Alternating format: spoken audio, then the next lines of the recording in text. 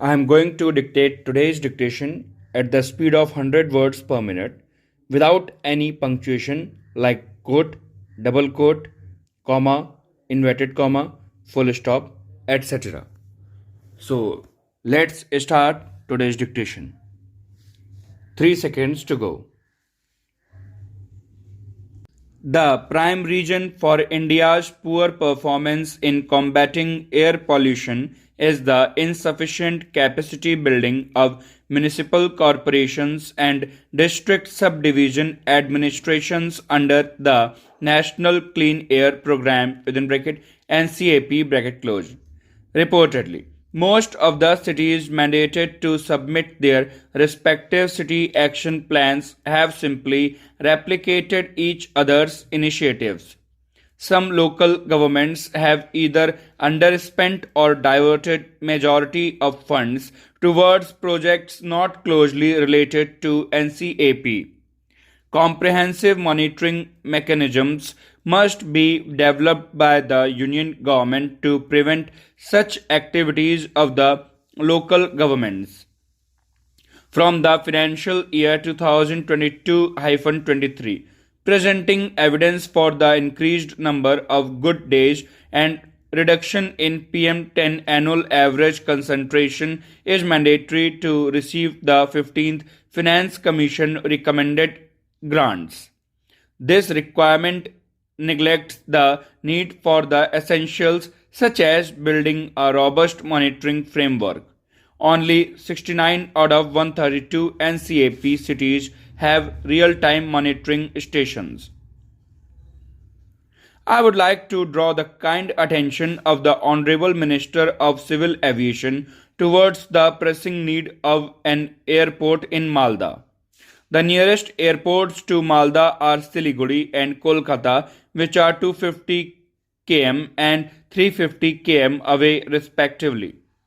These long distances have hampered economic activities along with loss of thousands of lives during medical emergencies. Since the 18th century, great quality jute, export-grade mangoes, mulberry, and excellent quality silk have been the main source of revenue for Malda.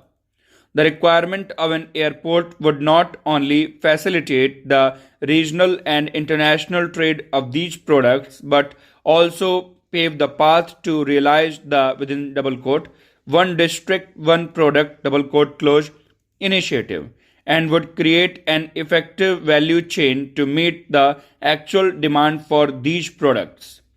In this regard, I would request the Honorable Minister of Civil Aviation to expedite the construction of Malda Airport, which has been under construction since 2017. Sir, I would like to bring to your kind notice that the Archaeological Survey of India in 2015 identified sites of religious and historical importance attracting very high tourist footfall under the within single quote Adarsh Smarak Yojana single quote close to implement differently abled friendly measures. These include solar wheelchairs and battery driven carts, braille signage, tactile floors or pathways, special toilets and railings, etc., that can facilitate the entry of differently abled people at the archaeological sites. This noble initiative is a part of the Accessible India campaign conceptualized by the Honorable Prime Minister to enable persons with disabilities to gain universal access to all archaeological sites. However, such development works in key historical marvels like the Kumbhalgarh Fort and the Ranthambore Fort are yet to take off. I would request the ASI to expedite the process of making these destinations more inclusive. Sir, the Pradhan Mantri Fasal Bima Yojana was launched to provide comprehensive insurance coverage against crop loss on account of non-preventable natural risks to help in stabilizing the income of farmers. As Odisha is a disaster prone state, the PMFBY is a major risk mitigation program for the farmers of the state. The premium subsidy sharing pattern is 50-50 between the central and the state governments. The state's share of the premium on behalf of farmers has been delayed by the state government. Odisha government is holding up installment of PMFBY even though the center has already released the funds. It is the state government which should float bids for the implementation of the scheme. The responsibility of state government is to make surveys of crop loss and grant compensation accordingly.